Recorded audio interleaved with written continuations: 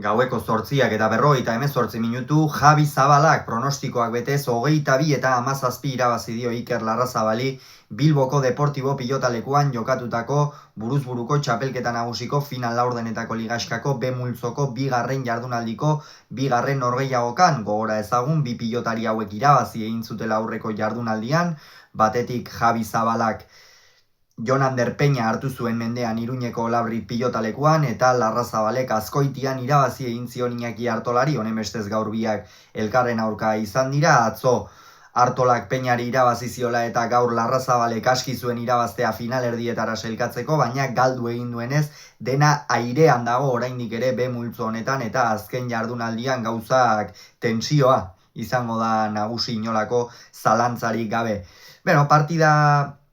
hasiera Zabalaren hobea izan da, egia da sakez eta ez duela asmatu, baina ikusi da, biak ala biak ikeragarriko pilotaria dira, hasieratik gainera joko nahiko klasikoan hasi dira jokatzen, airez eta oso gutxi jokatu dute, ez dute pilota asko luzatu, elkarri azpitik egin nahi izan diotemin, azpitik ere kolpei ikusgarria duten bi pilotari baitira, eta hor saiatu dira elkarri min egiten. Zabala hobeto egokitu da joko horretara eta horregatik 4 eta huts aurreratu da. Hala ere, Larrazabalek berehala eman dio buelta eta lehen erdia oso estua joan da, ikeragarri estua. Bi pilotariek egin dituzte tanto bikainak, galdutakoak ere izan dituzte, baina behar bada esan genezake hasiera horretan Iker Larrazabalek hobeto asmatu duela sakearekin, Javi Zabalak baina aukerarik txikiena zutenean ere Ormabikorako Bilboko Deportibo pilotalekua eskerroneko pilotalekua da eta bota egiten zioten bai batak zein besteak. 12 eta 9 aurreratu da Javi Zabala lehen erdi horretan, errenta polita hartu du, kontuan izanik hasieratik oso estu joan dela norgehiagoka, aurrekoan ere gainera Iker Larrazabali Iñaki Artolaren aurka antzeko zerbait gertatu zitzaion, hau da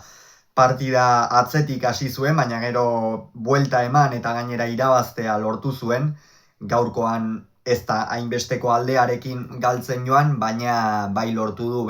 Javi Zabalaren hasiera on horri erantzuna eman eta lehen erdi horretan estutzea. Bigarrenean ordea oroar Zabala gehiago izan da. Hor 18 eta 14 aurreratu da eta pilota gehiago luzatzen hasi da. Nik uste pixka bat ere askatu egin dela, hasieran oso posible zen tentsioarekin egotea. Javi Zabala berez pilotari beroa da, tentsio handiarekin bizitzen ditu norgehiagokak eta oso posible da hori gertatu izana, garrantzitsua baitzen gaurko norgehiagoka eta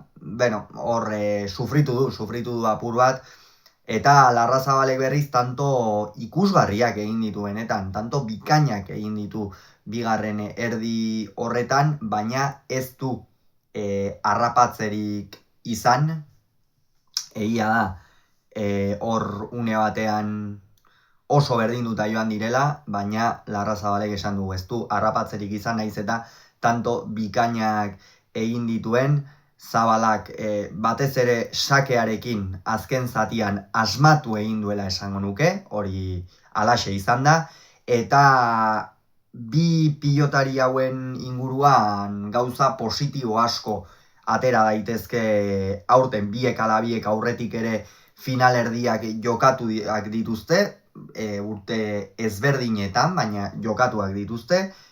eta kasu honetan batez ere Iker Larrazabalek ikusten ari gara azken urteetan lehiakortasunari dagokionez gorakada handia egin duela.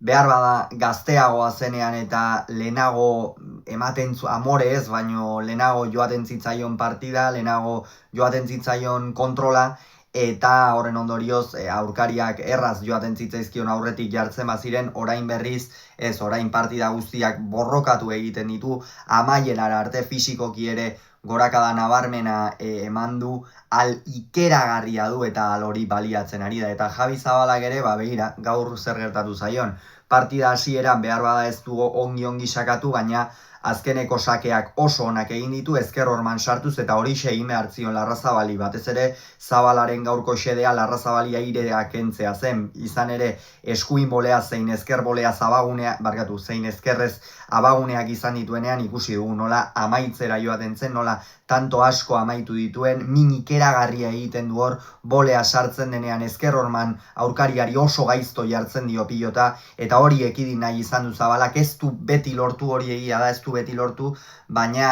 behintzat azken zatian sakearekin min ikeragarria egin dio, eta horregatik naiz eta apur bat hurbildu den azkenerako 22 eta 17 amaitu da norgehiagoka. Bideo hasieran esan dugu oraindik ere bizirik dago multzoa, dena irekia dago, B multzo honetan tentsio handia izango da, bai multzo batean zein bestean maila nagusian, beraz hori ere aipagarria da, eta benetan bi asteburu zirraragarri datozkigu buruzburukoari dagokionez, eta ikusiko dugu zein lau pilotarik lortzen duten final erdi horietan egotea. Momentuz Javi Zabalak aurrera pauso ikeragarria eman du, bitik bi irabazita bere esku dauka sailkapena, Larrazabalek ere